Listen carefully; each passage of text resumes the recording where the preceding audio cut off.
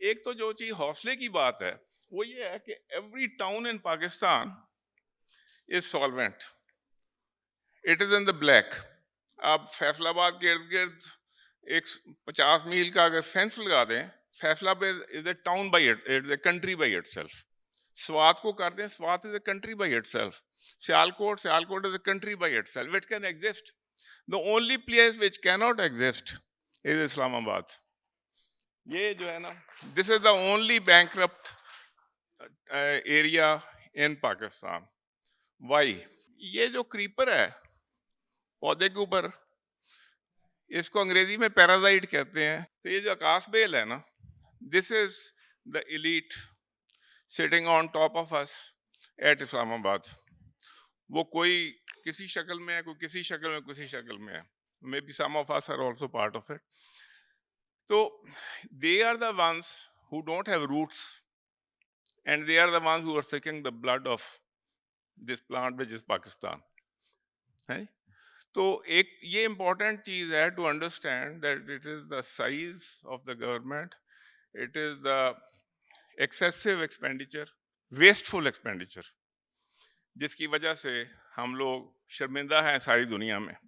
और अफसोस होता है कि इतना बड़ा मुल्क हो और हम लोग ये छोटे मोटे भीख मांगते फिर रहे हैं। यार भाई से शर्म बात है जी। इतना इंटेलिजेंस या इतना ये, इतने बॉम्ब, इतना ये वो सारा कुछ, उसके बाद हमारे साथ हो क्या रहा। These are the big frogs in a small pond which is Pakistan. Very well decorated, very good looking, है जी। अच्छा, but the pond is too small for them. ये यहाँ पे बड़े खूबसूरत हो जाते हैं। जब ये हो जाते हैं तो फिर ये नेशनैलिटी किसी और मुल्क की ले लेते हैं, पहले अपने बच्चे बेचते हैं, फिर खुद चले जाते हैं, फिर उनका पैसा या तो इधर ज़मीन में चला जाएगा या उधर ज़मीन में चला जाएगा। You see, so this is what is actually, जो है ना हमारी सारी जितनी आज सुबह से आप लोग जो बातें कर रहे हैं, this is what is happening.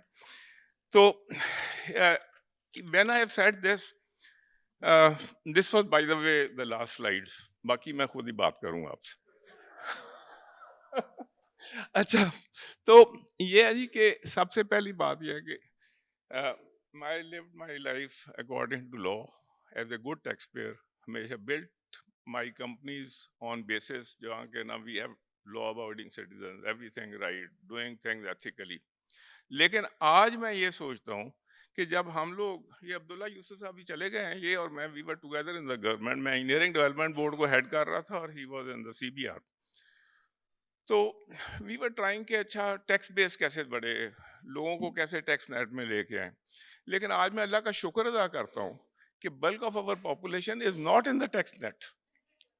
अगर खुदा न खास्ता ये टैक्स नेट में होती तो इधर जो है ना रेट ऑफ सुइसाइड्स इससे बहुत ज्यादा बड़ा होता।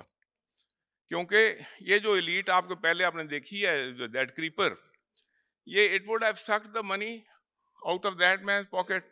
अब वो कैश इकोनॉमी चल रही है ना, तो उसकी वजह से एक आदमी ने मालिश की, उसको उधर से पैसे मिल गए, उसने जाकर जलेबियां खरीदी, you know whatever he did, वो सारा कैश की एक इकोनॉमी चल रही है। And that is the lifeblood of the disenfranchised Pakistani, है। उसके पास, उसके बच्चे के पास प्लेइंग फील्ड नहीं है, उसका बच्चा स्कूल नहीं जा सकता, लेकिन यह है कि ही इज मेकिंग डू क्योंकि वो टैक्स नेट में नहीं है। और खुदा न खास्ता ये जो फिनटेक की हम बातें करते हैं ना, हम कहते हैं फिनटेक ठक पैसे ट्रांसफर कर देंगे, ये होना शुरू हो गया तो ये लोग सारे बीच में आ जाएंगे and probably they lose their livelihood. और वो जो पैसा होगा ना वो कौम पे नहीं लगना है, वो इन फजूलियात के ऊपर लगना है जो इस्लामाबाद में होती हैं। Federal government all the way, और फेडरल, अच्छा, तो एक तो ये इम्पोर्टेंट चीज़ है। और मेरे भाई ने अभी वो कंपटीशन की बात की, तो एक केस मैं आपको कंपटीशन का बताता हूँ कि मुझे बाई सम फ्लूक और समथिंग क्या चांस था, they picked me up from my factory और मुझे इंजीनियरिंग डेवलपमेंट बोर्ड में ले गए। जब हम वहाँ गए तो हम, उससे पहले जब मैं अपनी प्राइवेट सीट पे था तो मैं सोचता था कि यार ये मोटरसाइकिल सोने का बना हुआ है, ये 90,000 का क्यों बिकता है। उस वक्त की बात है जी, ये 2003-4 की बातें हैं। ये 90 सीसी 70 सीसी मोटर बाइक्स 90,000 का बिक रहा था। और हम लोग जो जैसे लोहार बरादरी से हम मैन्युफैक्चरिंग सेक्टर के लोग थे, तो वी वर ये क्या यार, इसको क्या लगा हुआ, क्या महंगा कैसे है ये? वो अल्लाह की करनी हुई कि I was thrown into engineering development board और मेरे पास एप्लीकेशन आ गई। लॉन्ग स्टोरी शॉर्ट, उस वक्त 4 कंपनियां थी और प्लस माइनस 5-7,000 के देवर selling motorbikes anywhere between 75,000 and 90,000 rupees a piece. तो मैंने वो जो पॉलिसी थी उसको पॉलिश करके ना, उसके बहुत से और कनोटेशन हैं, मैं आपका टाइम नहीं लूँगा, लेकिन उसमें हमने कहा कि भाई ये चीज़ें जो करेगा ना, मूविंग असेंबली लाइन होगी, पेंट शॉप ऐसी होगी और उसका इंस्पेक्शन टेस्ट बेड्स ऐसे होंगे मोटर बाइक के लिए। Anyone who meets this criteria can come out for a license. Unfortunately, सरकारी अफसर जो है वो लाइसेंस देने के भी पैसे लेता है और ना देने के भी लेता है? तो I was the square peg in that round hole. तो वो मैंने वो जिस वक्त खोल दिया है, we ended up giving 72 licenses. और 72 लाइसेंस का हुआ क्या कि prices within the next 1 year they plummeted from 90,000 to 28,000. है? इसको क्या, अच्छा हुआ क्या, आगे क्या हुआ कि 4.5 लाख मोटर बाइक बनती थी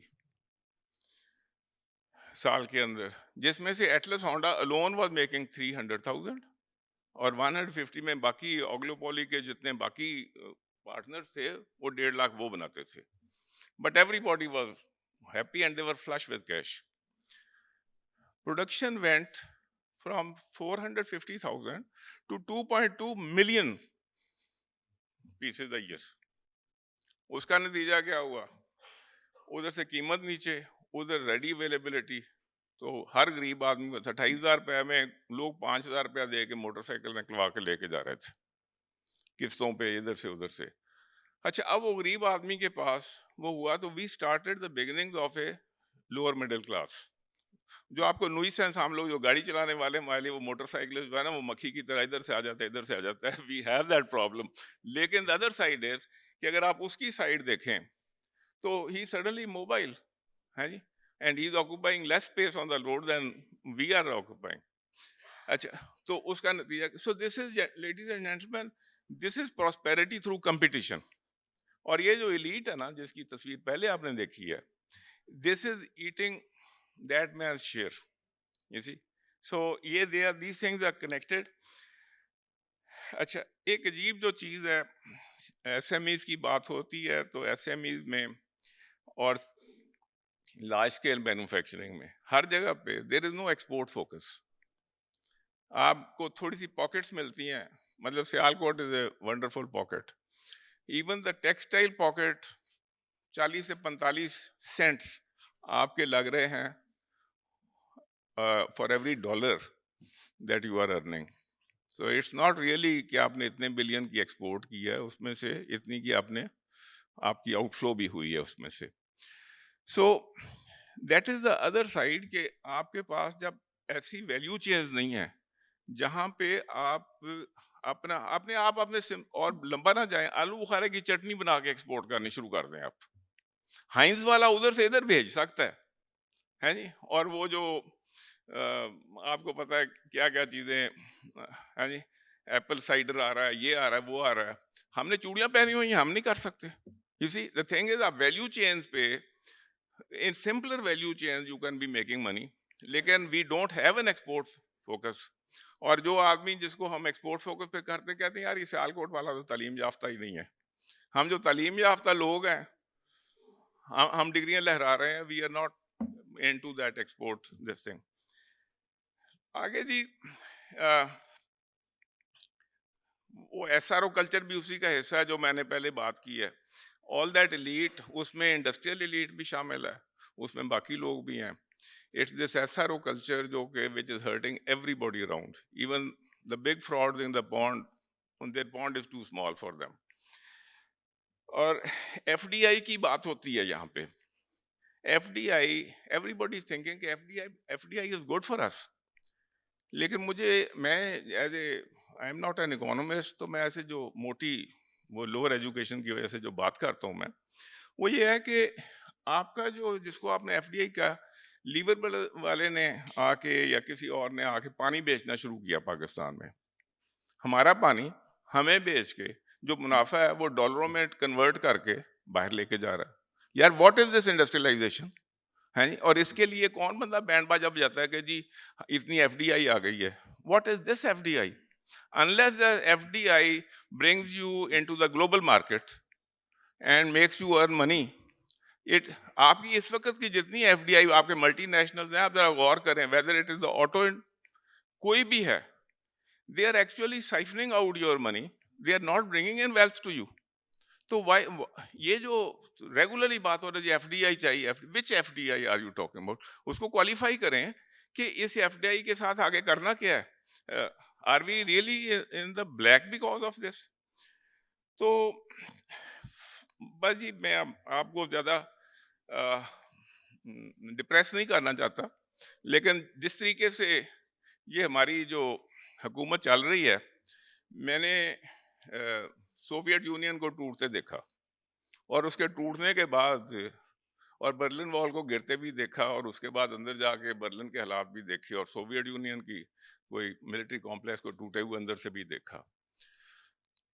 और उसके अंदर वो जो गोरबाचोव ने लिखा, उसने कहा जी मैं I could see the writing on the wall, और मैं इनको कह रहा था कि यार अपने हालात ठीक करो, है जी. The military industrial complex was living well beyond its means and the country broke up. तो अल्लाह ना करे हमारे साथ ये काम हो. बहुत शुक्रिया.